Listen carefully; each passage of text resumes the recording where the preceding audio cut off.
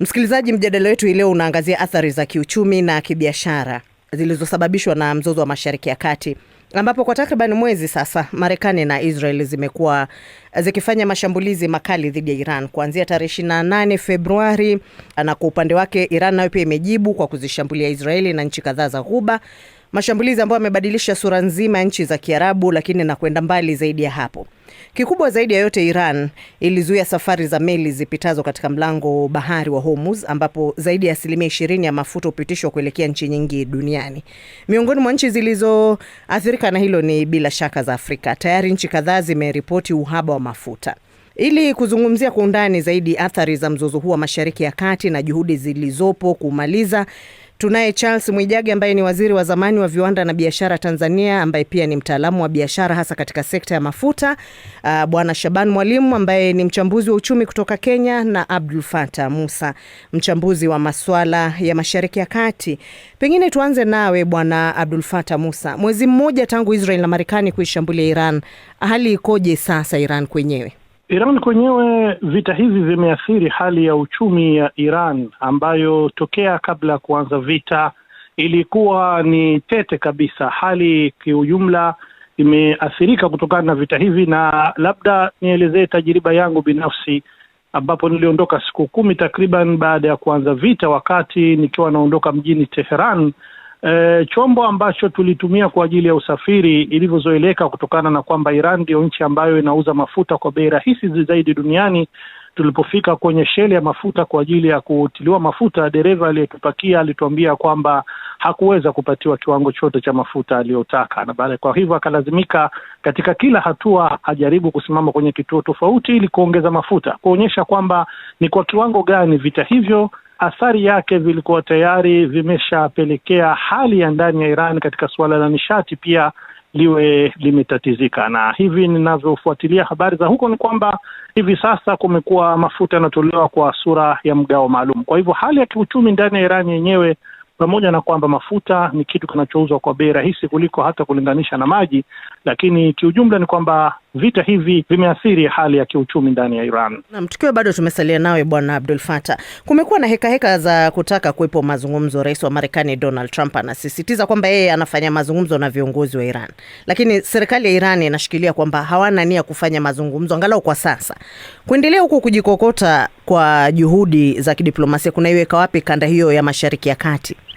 Kwa hakika kama vita hivi havitaweza kupata muafaka wa karibu kuweza kusimamishwa au kukomeshwa moja kwa moja, hali hii itazidi kuathiri mfumo mzima wa usalama Mashariki ya Kati yenyewe, lakini pia kwa upande wa kimataifa, hasa katika suala la uchumi. Tunajua kwamba tayari bei ya mafuta imeongezeka katika masoko ya kimataifa na kupindukia dola 100, na hata kuna hofu kwamba inaweza ikapindukia hata au kafika hata pipa moja kwa dola 200. Na tayari shirika la nishati duniani limeeleza kwamba huenda mgogoro huu kwa mtazamo wa athari na hali mbaya ya kiuchumi ukawa ni mkubwa zaidi athari zake kuliko kile kilichoshuhudiwa katika muongo wa 1970 kutokana na tatizo la nishati pia. Kwa hivyo pamoja na kwamba suala hili Rais Trump anaonekana kwa mtazamo wa Iran kwamba analitumia zaidi kisiasa kwa lengo hilo la kutaka kudhibiti athari ya bei ya mafuta katika au nishati kwa ujumla katika soko la kimataifa, anaposema kwamba yeye hivi sasa anakusudia kufanya mazungumzo na Iran kupitia upatanishi wa Pakistan. Na hata tumesikia pia kwamba msimamo aliokuwa ametoa kabla wa kushambulia mitambo ya nishati ya Iran alipotoa muhula wa siku 5, leo amesikika tena akitoa taarifa kwamba ameamua kurefusha muda huo kwa kipindi cha siku 10 ili kuipa fursa diplomasia na hatua za mazungumzo ambayo yanasimamiwa au yanasaidiwa pia na Uturuki na Misri kama ilivyoripotiwa iweze kuwa na nafasi kuhakikisha kwamba unafikiwa mwafaka baina yake na Iran. Lakini ni kwa kiwango gani hilo kweli linaweza likathibiti ni jambo ambalo bado linaonekana ni tata, kwa sababu Iran kwa upande wao wanasema mpango wa vipengele 15 aliopendekeza yeye haukubaliki na una sura ile ile ya Marekani kujivutia upande wake tu na kutaka kuilazimisha Iran ifuate matakwa yake. Badala yake Iran imetoa mpango wake wa vipengele 5 ambao nao ukiutazama unahisi kwamba ni kitu ambacho si rahisi kukubaliwa na Marekani. Kwa hivyo bado mpaka sasa suala hili la mazungumzo linabaki kuwa na hali fulani ya utatanishi. Naam, Bwana Shaban Mwalimu, athari za kiuchumi na kibiashara zilizotokana na mzozo huu ni kubwa. Umetikisa karibu kila kona ya dunia. Lakini sekta zipi hasa ambazo zimesuasua zaidi, hasa zinazohusiana na Afrika? Sekta zaidi ni sekta ya mafuta, kama mwenzangu alipozungumza masuala ya Iran, na hii sekta ya mafuta inakuja kwa mantiki kwamba mataifa mengi ya Afrika yanategemea mafuta kutoka Mashariki ya Kati, na hapa ndipo inakuja ule mlango wa Hormuz ambao ndio unaotumika sana katika kusafirisha mafuta, bidhaa muhimu sana ya Afrika kupitia mlango huu. Kwa hivyo hii ni moja katika sekta ambayo imesua vibaya zaidi. Kwa Kenya hapa tukipiga takwimu za haraka, lita moja kwa Nairobi inauza 178 shilingi za Kenya. Hapa Mombasa ni 175.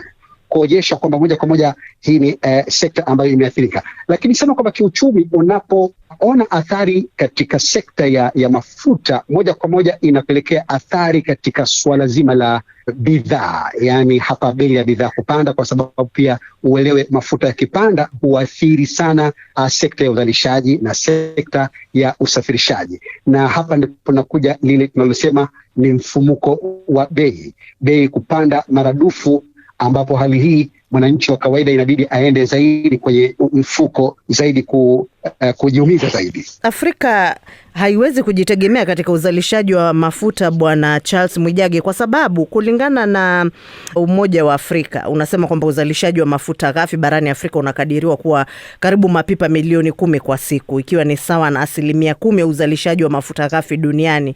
Kuna nchi kama Nigeria, Libya, hata Kongo, huku Sudan zinatajwa kwamba ni miongoni mwa wazalishaji wa mafuta. Tunaangazia sana huu mlango bahari wa Hormuz na 20% ya mafuta inayopitia hapo. Lakini pengine tujiulize swali la Afrika nayo haiwezi kujitegemea katika uzalishaji wa mafuta ili kusiwe na hii taharuki, ili kusiwe na huku kupanda na kushuka kutokana na mizozo ya kanda nyingine au mabara mengine. Mfumo wa rasilimali zetu hizi za mafuta haujaunganishwa, na naweza nikasema ni kwa sababu mojawapo ni kwamba hii rasilimali tulionazo, vile visima tulivyonavyo, vimekuwa vikiodhiwa na hawa wenzetu ambao sio wa Afrika. Kila unaposikia iwe ni Nigeria visima vya mafuta, unakuta kuna kampuni za nje Marekani zina sauti katika maamuzi. Kwa hiyo wao wenyewe kwamba tupeleke mafuta kwa jirani inakuwa si kipaumbele. Hiyo ndio tatizo kubwa. Sasa baada ya hili swala kujirudia, kwa sababu hili tatizo tunalolipata sio la kwanza, mmezungumza ile miaka ya mwanzo ya 70 ile vita ya Uarabu pale, kwa sababu hili limezoeleka sasa. Wakubwa sasa wawe na mtazamo huo, waunge mkono jitihada za mfanyabiashara Dangote kuweza kuwa na refineries za kuweza kuzalisha. Na hoja hapa si kwamba mafuta yachimbwe Afrika, ninavyoona mimi. Hoja hapa ni kuwa na vinu vikubwa vya kuweza kuchuja mafuta, refineries vikiwa Afrika, lakini kuwa na hifadhi kubwa. Kwa sababu hapa kinachogomba si kwamba mafuta yanachimbwa wapi. Kinachogomba hapa mafuta yako wapi. Ziko nchi zina mafuta hifadhi kubwa na hazichimbi mafuta. Na zingine hapa wale watuuzi wa mafuta wanaangalia soko liko wapi. Kwa hiyo tunapokwenda baada ya funzo la 3 au la 4 hili sasa, Afrika tuanze kufikiria kuwa na vinu. Nimekuwa nikipitia vinu vilivyosambaa duniani. Sisi hatuna vinu vya kutosha. Dangote anastoa kimasomaso, anakwenda kufikia kinu ambacho ni namba 1 au namba 2 duniani, anashindana na wale wakubwa, anashindana na refinery ya India, anakwenda kushindana. Tukiwa navyo vinu vile na hifadhi kubwa, inaweza kutuhakikishia kwamba tunaweza kuwa na mafuta ya kututosheleza kipindi mgogoro unapokuepo. Na hapa ni kuomba Mungu kwamba mgogoro, na yote hiyo ni jitihada za mgogoro kuzuia miezi 3-4. Uwezi kuzuia mgogoro, uwezi kuwa na hifadhi ya kuzuia mgogoro ukienda mwaka mzima. Uwezi. Nchi kama Kenya na Uganda zipo katika mchakato wa kuanza kuzalisha mafuta. Unahisi pengine ni wakati serikali zikatenga bajeti ya kutosha kisawasawa kuweza kushughulikia hii sekta ya nishati? Kwa sababu nahisi pengine hapo ndipo kuna mapungufu. Ninakuwa na ugumu kujibu swali hili kwa sababu ukisema kwamba tutegemee tujenge refinery ya kutosheleza sisi, hatuishi kwenye migogoro. Dunia tuache migogoro, kwa sababu unaweza ukategemea mafuta kutoka eneo moja, lakini production cost yake ikakufanya wewe ununue mafuta ambayo ni ya gari. Unakanua mafuta ni ya gari. Hivi vinu unavyoviona vimesambaa duniani vina gharama tofauti za kuzalisha mafuta hayo, na katika maisha ya kawaida tungependa kwenda kununua nishati ambayo bei yake iko chini. Sasa kwamba tujifunge tununue mafuta kwenye kinu fulani ambacho bei yake ni agari sokoni, wakati vyanzo vingine mimi naamini hatutaishi kwenye migogoro daima na milele. Tuwe na refinery nyingi za kimkakati zisambaye Afrika, lakini tuwe na hifadhi nyingi. Okay, hivyo hizo vyanzo vya Afrika vitauza hapo, kwa sababu katika biashara ya mafuta anayechimba anamuuzia muuzaji mchuuzi wa mafuta ghafi, na mchuuzi wa mafuta ghafi anamuuzia yule anayechuja, anayerefine, na anayerefine anauza kwenye nchi zinazosambaza kama hizo za Kenya na Tanzania. Kwa hiyo sasa tuingie kwenye mfumo huo, tutengeneze hifadhi kubwa za kimkakati na refinery za kimkakati Afrika, tushirikiane, tuwaunge mkono akina Dangote kusudi kuepuka hiyo. Lakini kujifunga kwamba kwa refinery ya nchi moja kutakuwa kuna tatizo moja, ile supply disruption, kwamba mafuta yamekosa. Sasa tatizo sio mafuta kukosa tu, kuna na tatizo la mafuta kupanda bei. Kwa hiyo inaweza kuwa wakati wa amani ulifunga ndoa ile isiyovunjika na kinu kinachozalisha at high cost. Sasa wapi wakati amani ikitokea mafuta ya vinu ambavyo viko competitive ikatokea, inakuwaje? Na mind you ni kwamba bei hizi lazima zielee, na kizikierea duniani tunakwenda kwa kuangalia wapi unaweza kupata bei nzuri, na kwenye quotation unapata discount, vitu vya namna hiyo.